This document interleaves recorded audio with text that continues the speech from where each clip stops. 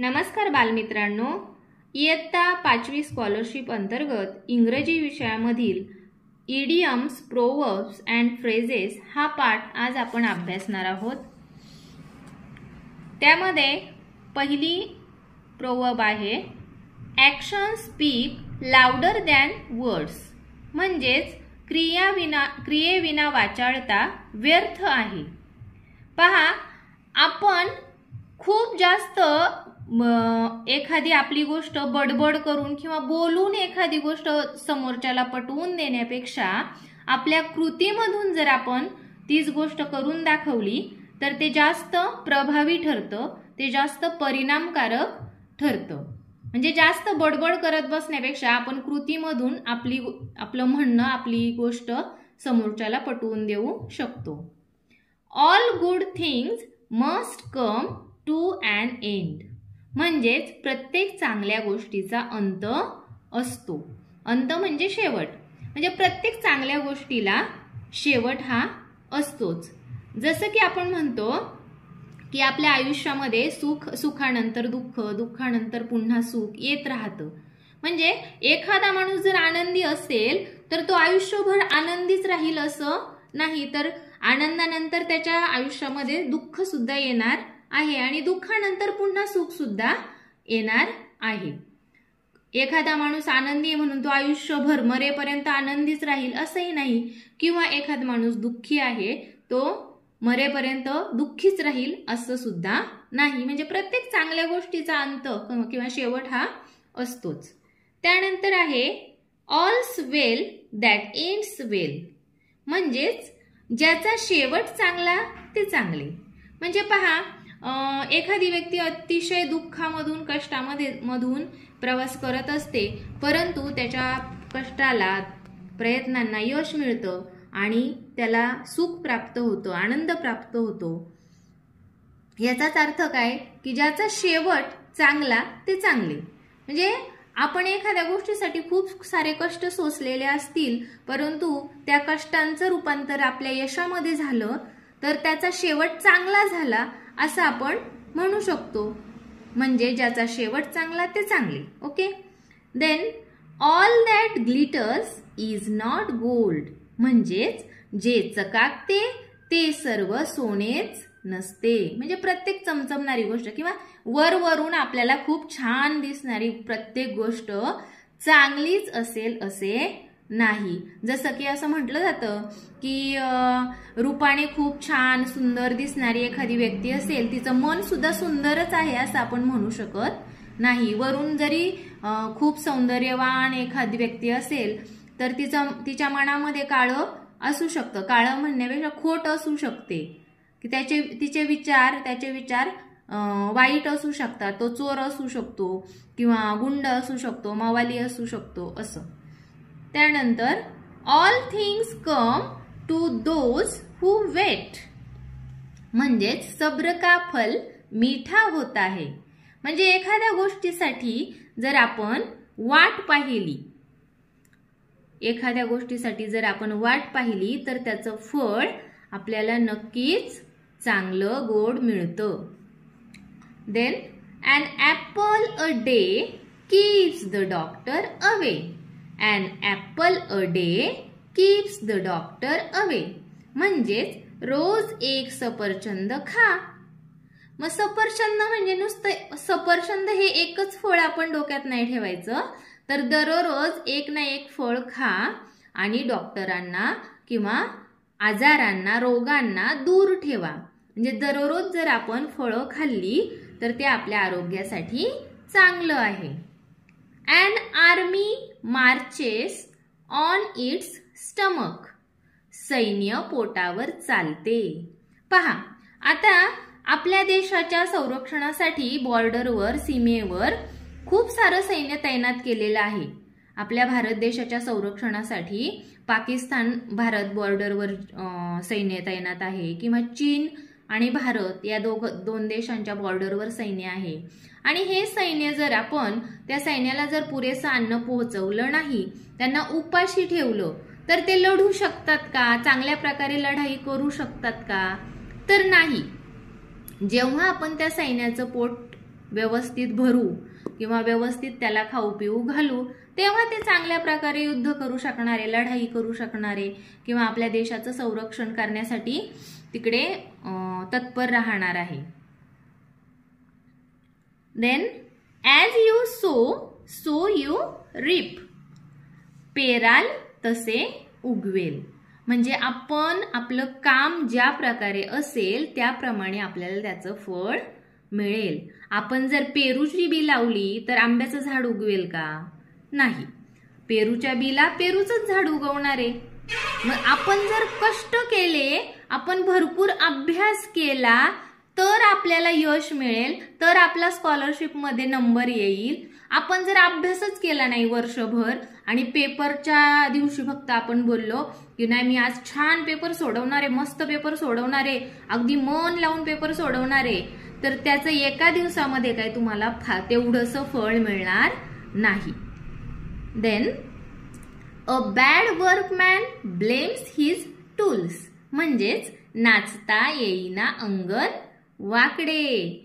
पहा, एखाद्या व्यक्तीला एखादं काम चांगल्या प्रकारे करताच येत नसतं, मुळातच करता येत नसतं आणि ती व्यक्ती काय करते, ते काम न येण्याचा दोष कशाला देते? इतरांना देत राहते. ते का सपोज मला चपाती चांगली करताच येत नाहीये, पण मी काय सांगणार, हे लाटणं पोळपाट आहे ना, हे नवीन आहे माझ्यासाठी, हे जरा वेगळंच आहे, रोजचं हातातलं नाहीये, त्यामुळे माझी चपाती जाड येते. अशा प्रकारे. त्यानंतर अ बार्किंग डॉग नेवर बाइट्स. म्हणजेच गरजेल तो पडेल काय. म्हणजे आपल्याकडे म्हटलं जातं भुंकणारे कुत्रे चावत नाहीत. पहा, गरजेल तो पडेल काय म्हणजे हे जेव्हा पाऊस पडत असतो, आता पहा सध्या खूप पाऊस पडतोय, सगळ्या संपूर्ण महाराष्ट्रभर पाऊस चालू आहे. तर जेव्हा ढगांचा खूप जास्त गडगडाट होतो तेव्हा खूप कमी पाऊस पडतो आणि जेव्हा आकाशामध्ये काळे गच्च ढग भरून येतात तेव्हा गडगडाट जास्त नाही होत, पण पाऊस मात्र फार पडतो. मग आपण अगदी शब्दशःचा अर्थ नाही घ्यायचा, तर ही म्हण वेगवेगळ्या प्रसंगामध्ये व्यक्तींना सुद्धा लागू पडते. गरजेल तो पडेल काय. त्यानंतर a bird in the hand is worth 2 in the Bush. Means हातचे सोडून पळत्याच्या पाठी. पहा, आपल्या पुस्तकामध्ये एक गोष्ट होती. एक मांजर असते, मांजर दारावर दूध घ्यायला, दूधवाला आला म्हणून पातेलं घेऊन जाते आणि पातेलं घेऊन जात असताना ती जाते दारावर, दूधवाले काका तिच्या पातेल्यामध्ये दूध देतात आणि ती ते दुधाचं पातेलं किचनकडे घेऊन येताना तिला एक उंदीर दिसतो. तर ती काय करते, उंदीर दिसला म्हणून हातातलं जे दुधाचं पातेलं आहे ते फेकते आणि उंदराच्या मागे पळते. मग उंदराच्या मागे जेव्हा ती पळते तेव्हा तो उंदीर पटकन एक छोट्याशा बिळामध्ये जाऊन लपतो. म्हणजे तिच्या हातामध्ये जे दूध होतं तेही सांडून जातं आणि उंदीरही बिळामध्ये लपून बसतो. म्हणजे तिला धड ना दूध भेटतं ना तो उंदीर भेटतो खायला. म्हणजे हातचे सोडून तिने काय केलं, हातात जे दूध होतं ते सोडलं आणि पळत्याच्या पाठी म्हणजे उंदराच्या पाठी लागली. म्हणून आपल्याकडे जे आहे त्यात समाधान मानून आपण त्याच्याकडेच लक्ष दिलं पाहिजे. Blood is thicker than water. पहा, रक्ताची नाती जास्त मजबूत दृढ असतात. पहा, आता आपले सख्खे बहीण भाऊ असतात, आई वडील असतात, त्यांच्या एवढं प्रेम आपल्यावर जगात कुणीच करू शकत नाही. बऱ्याचदा तुम्ही मोठ्या माणसांना ऐकलं असेल म्हणताना, रक्ताचं नातं ते रक्ताचं. म्हणजे आपले जे सख्खे असतात त्यांच्यासारखं आपल्याशी कुणीच राहू शकत नाही. तेवढी माया, तेवढं प्रेम आपल्याला कुणीही देऊ शकत नाही. कितीही मोठं भांडण असो भावाभावांमध्ये, परंतु सख्खा भाऊ तो सख्खाच, सख्खी बहीण ती सख्खीच असते. Then blue are the hills that are far away. म्हणजेच दुरून डोंगर साजरे. पहा, काही गोष्टी असतात की ज्या आपल्याला लांबून लांबून छान वाटतात, परंतु जवळ गेल्यानंतर त्यातलं त्या गोष्टीमागचं दुःख म्हणा किंवा त्या गोष्टीमागचा कुरूपपणा, वाईटपणा आपल्याला जवळ गेल्यानंतर समजतो. अशा वेळी म्हणतात दुरून डोंगर साजरे. Then cleanliness is next to godliness. Cleanliness is next to godliness म्हणजे स्वच्छता हाच देव. म्हणजे पहा, पूर्वी एक म्हण म्हटली जायची की घराची कळा अंगण सांगते. घराची कळा अंगण सांगते म्हणजे एखाद्याच्या आपण घरी गेलो तर त्यांच्या अंगणाची तऱ्हा जी आहे किंवा अंगण कसं आहे, स्वच्छ आहे की तिकडे पसारा पडलाय, कचरा पडलाय, त्याच्यावरून त्यांचं घर किती स्वच्छ असेल, घरात किती साफसफाई असेल ते समजायचं. म्हणजे दारात असतानाच, अंगणात असतानाच माणसाला समोरच्याच्या घरात काय परिस्थिती असेल हे माणसं ठरवून मोकळे व्हायचे. म्हणजे तशीच कंडिशन असायची. कारण जो माणूस आपलं घर स्वच्छ ठेवतो त्याला दारामध्ये कचरा कधीच सहन होत नाही. तो आपलं अंगण स्वच्छच ठेवतो. म्हणजे स्वच्छतेमध्येच काय आहे, देव आहे. Cut your coat according to your cloth. अंथरूण पाहून हातपाय पसरावेत.